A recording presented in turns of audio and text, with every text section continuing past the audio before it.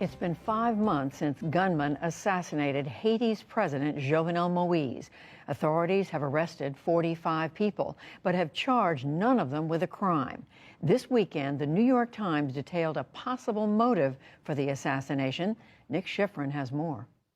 Jovenel Moïse was a political unknown before becoming Haiti's president in 2017. And in July, a hit squad walked into Moïse's house unchallenged by his security and assassinated him. He had been presiding over a country that's been compared to a narco state, rampant with drug smuggling, corruption, and widespread impunity from powerful gangs to oligarchs to the government itself. Moïse was a product of that world, but as the New York Times reports, he was also apparently taking major steps to reveal it. The article was written by Maria Abi Habib, who joins us now via Skype. Maria, welcome to the NewsHour. So tell us, what information was Moïse preparing, and what was he intending to do with it?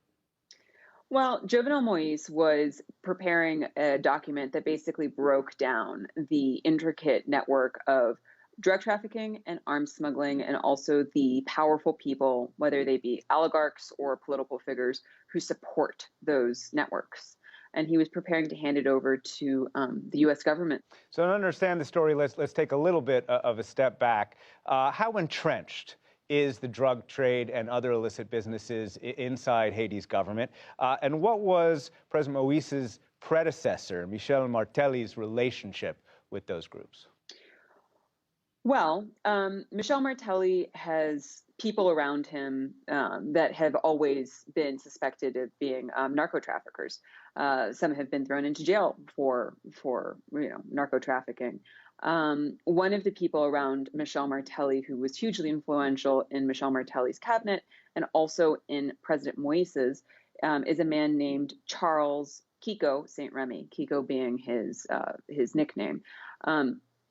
Kiko is the brother-in-law of Michel Martelly, and also is a suspected drug dealer, according to DEA people that we've spoken with, and also Haitian police. He's suspected to be one of the biggest, actually, in Haiti.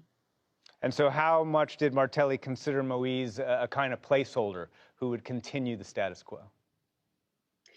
Very much so. I mean, from what we understand, that's exactly why Moïse was lifted from the unknown, a poor Haitian guy with peasant origins, tapped on the shoulder one day by Michel Martelly. The way that Michel Martelly's associates have always said it was, oh, Michel Martelly was struck by his brilliance as an entrepreneur. But what our reporting shows is that actually Moïse knew a lot of the people who were very close to Michel Martelly for years. He knew Kiko St. Remy for years and was allegedly in business with him, and others that are suspected drug traffickers who were close to Michel. Moïse initially seems to have been a loyal successor to Martelly, but you write he's turned against some of Martelly's corrupt allies. How important were some of the steps Moïse was taking? Crackdown on the eel fishing trade, nationalizing a seaport, closing down airstrips that facilitated drug trafficking routes. I mean, incredibly important. You have to remember that Moïse was supposed to be a placeholder because the Constitution of Haiti prevents presidents from running for 2 consecutive terms. So Michel Martelly allegedly tapped him on the shoulder, keep the bench warm for me for 5 years, then campaign for me. And these elections, national elections, are due next year. So when Moïse started to turn against the very people who brought him into power through things like this airstrip that we identify in the middle of the country, a place called Savandian, that allegedly got up to 4,000 kilos of cocaine between May and June, delivered from possibly Venezuela or Colombia. He moved on the eel industry, which we understand from various sources, Kiko St. Remy has cornered and is actually under investigation right now as a money laundering conduit. This started to actually really hit where it hurts, which is your wallet. And you can't have a political future without a big fat, chunk of change in your pocket. Moïse himself, of course, has been accused of having his own corruption before becoming president. There were questions of how much money was in his bank account compared to his income, and as president, connections to powerful gangs. Wasn't he benefiting from the very system that you report he was trying to expose? Yeah, for sure.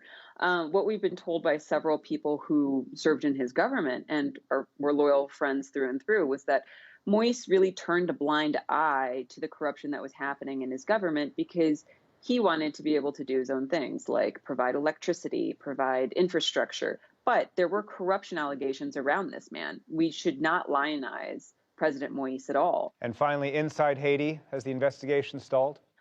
Well, certain Haitian officials say no, the investigation hasn't stalled, but we believe otherwise. From what we understand, people are incredibly nervous. They're not willing to come forward. So people don't really have a lot of faith in the Haitian judicial system. And the thinking is, okay, even if we don't like Moïse, he wasn't a great president.